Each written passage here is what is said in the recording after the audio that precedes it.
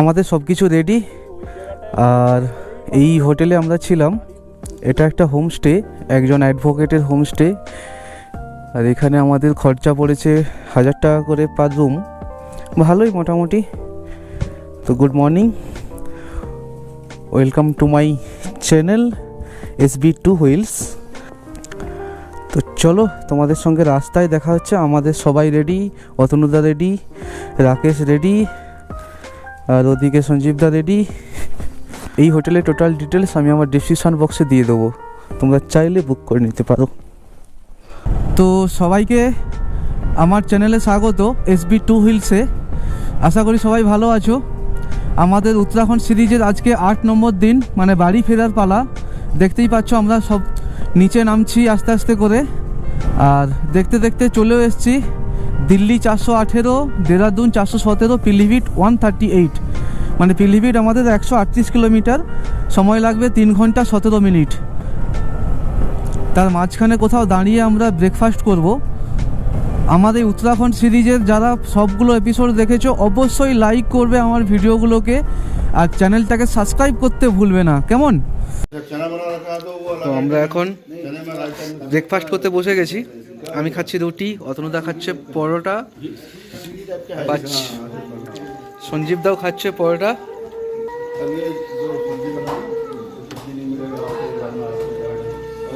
উত্তরাখণ্ডের খাবার কিন্তু বেটার, আলু পরোটা বাদে। আলু পরোটা খেয়ে পেটে চড়া পড়ে গেছে, আলু পরোটা খেতে পারছি না। তো চলো তোমাদের সঙ্গে একদম রাস্তাতে গিয়ে দেখা হচ্ছে তোমাদের সঙ্গে।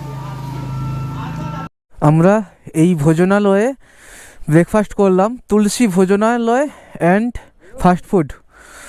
এটা মোটামুটি জায়গাটার নাম জানি না, রাস্তার মাঝখানে। এখানে সব কিছু পাওয়া যায়, রুটি, পরোটা, ম্যাগি,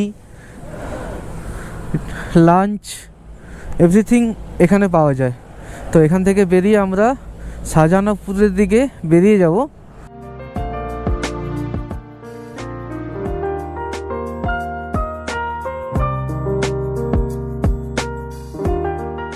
তো বন্ধুরা তোমরা দেখতেই পাচ্ছ সামনে পুরো সমতল, আমরা প্রায় কাছাকাছি সমতলের কাছে চলেই এসেছি। এইরকম একটা ভিউ পয়েন্টে এসে দাঁড়িয়েছি। দেখো তোমরা কেমন লাগছে শুধু চারিদিকটা। ওই দিকটা পুরো কুয়াশা হয়ে আছে, কিছু দেখা যাচ্ছে না। আর এই দিকটা ছোট ছোট টিলা, মানে আমাদের রাস্তাটা এই দিক থেকে গিয়ে ওই দিক থেকে নেমে গেছে।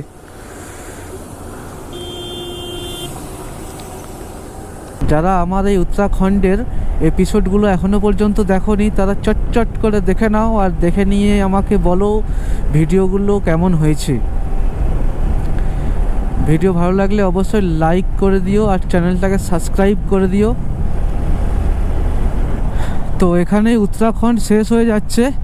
Please visit us again Uttarakhand. এখানে উত্তরাখণ্ড শেষ আর ইউপি এন্টার করতেছি আমরা। এই যে চেকপোস্টগুলো দেখছো, এইগুলো হচ্ছে স্টেট বর্ডার ক্রসিংয়ের চেকপোস্ট। আমরা ইউপির মধ্যে আপাতত এন্টার করে গেলাম। আমরা এখন পিলিভিট ক্রস করে বেরেলির দিকে NH30 ধরে নিয়েছি। আর রাস্তা মোটামুটি সিঙ্গেল লেন, ভালো রাস্তা, কোনো খারাপ নয়। তবে পিলিভিটের ট্রাফিক জ্যাম, হিউজ লেভেলের ট্রাফিক জ্যাম ছিল,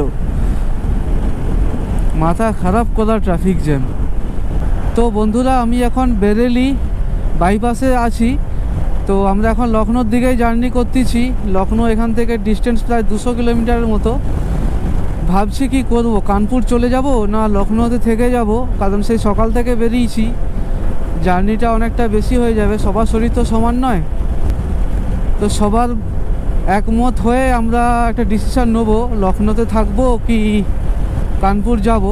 আপাতত শাহজাহানপুর পর্যন্ত যাই, শাহজাহানপুরে গিয়ে লাঞ্চ করব, ওইখানে লাঞ্চ করে ডিসিশান নেব যে আমরা লখনৌতে থাকবো কি কানপুর যাব। তো আমাদের এখন লাঞ্চ কমপ্লিট, বাজে বিকাল 3টে। আমরা ভেবেছিলাম কানপুর বেরিয়ে যাব, কিন্তু কানপুর যেতে অনেক সন্ধ্যা হয়ে যাবে, রাস্তাও খুব একটা ভালো হবে কিনা জানি না লখনৌর পর থেকে। তো লখনৌতে আমরা যাওয়ার সময় যেই রিসর্টে ছিলাম ওই রিসর্টেই আবার গিয়ে থাকবো আজকে। আর সময় দেখাচ্ছে 4 ঘন্টা 23 মিনিট। তো বন্ধুরা আমরা এখন দাঁড়িয়ে আছি সীতাপুর টোল প্লাজা। আর লখনৌর হোটেল মানে যেটাতে আমরা ছিলাম ওই হোটেলে যেতে আমাদের আর বাকি 93 কিলোমিটার। তো একটু স্ট্রেচ করলাম বডিটা, একসঙ্গেই টেনে দেবো বাকি 93টা। দেখা যাক কতটা সময় লাগে। এখন বাজে 5টা 20, ও ম্যাক্সিমাম 1.5 ঘন্টার মতো সময় লাগবে। রাস্তা তো ওকে। তো চলো তোমাদের সঙ্গে রাস্তাতে দেখা হচ্ছে। লখনৌ ক্রিকেট স্টেডিয়াম, এই সামনে যেটা দেখতে পাচ্ছ বন্ধুরা, এইটা হলো লখনৌ ক্রিকেট স্টেডিয়াম। এইখানে খেলা হচ্ছে আইসিসি। এটা ঘেরা আছে, ঠিকঠাক করে দেখতে পাচ্ছ কিনা জানি না।